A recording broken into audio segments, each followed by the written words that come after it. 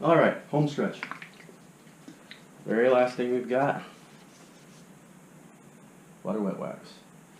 And this time I'm using a round applicator to put this on. So this wax is a cream wax, real easy to apply. And it doesn't require a curing time. You can just spread it on and buff it right off. So, alright.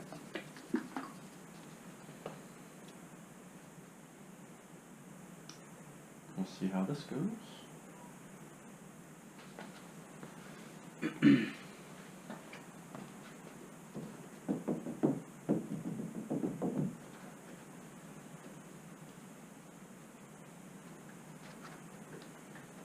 Oh man,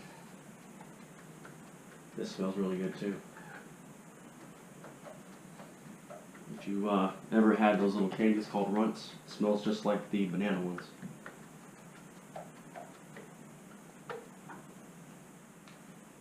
I swear, I almost want to try to taste some of these things.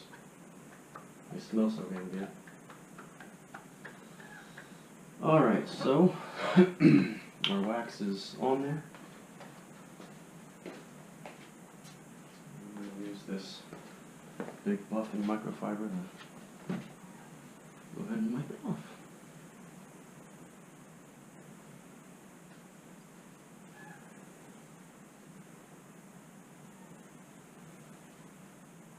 And there we go. Looks pretty damn good to me. So I'm going to go ahead and do one section of the car at a time, wipe on, buff off, and then we will be completely finished with the paint on this car. So give me a little bit and I will be back.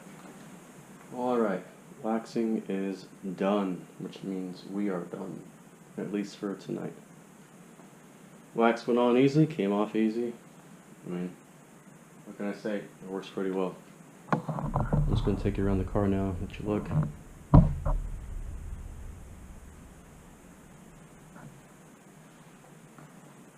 She is nice and glossy. Almost looks like there's like a candy shell around her, and that's exactly what I'm looking for.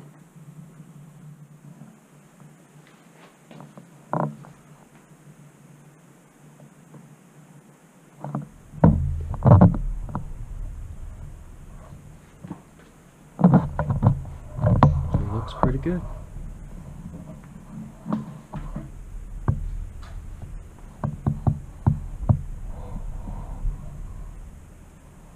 So the biggest part of this detail project is done, but we're not completely finished yet.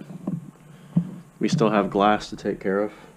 We still have all the rubber and plastic trim on the outside, and the wheels as well.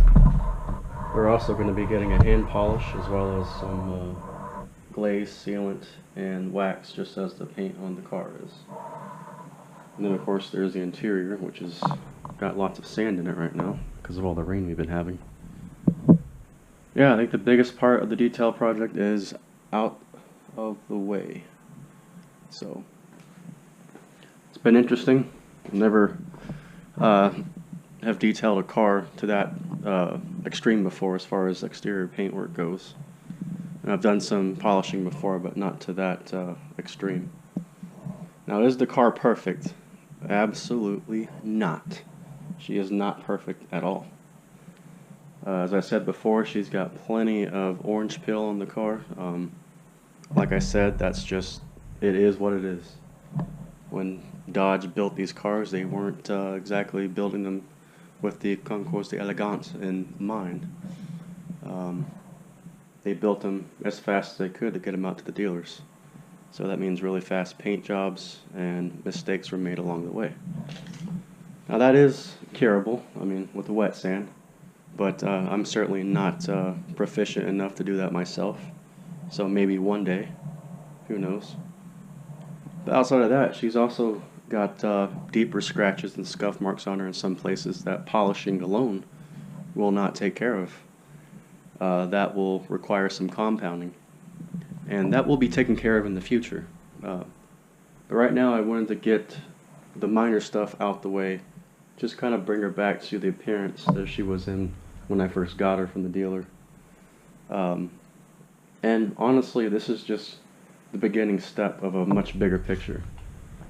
So the biggest thing with paint is you want to stop doing the things that causes all the scratches and swirls in the first place.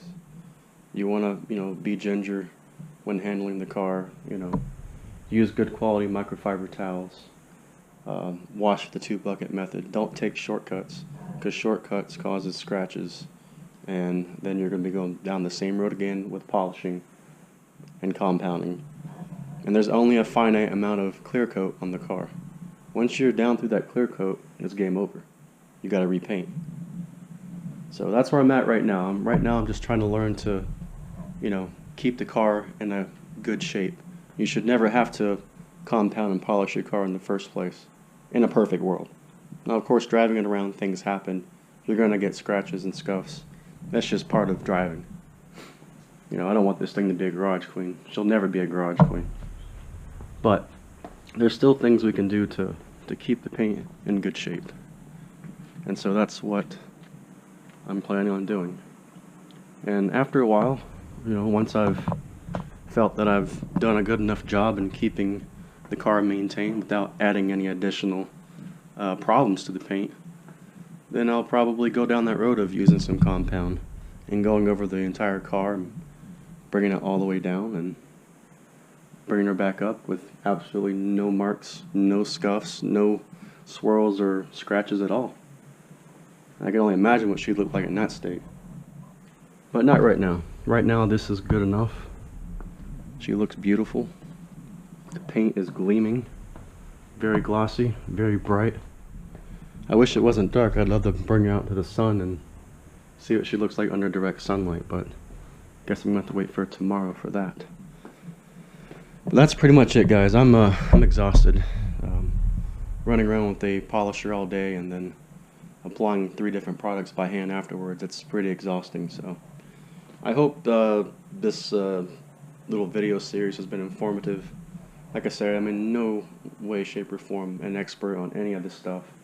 I'm just an enthusiast. I'm just trying to take care of my car the best way I know how and keep her looking good. But if you have any questions, like I said, please feel free to ask. And we'll see you on the next video. Hopefully, maybe tomorrow, possibly the next day, we'll see. But we still have a few things to get through: the wheels, the glass.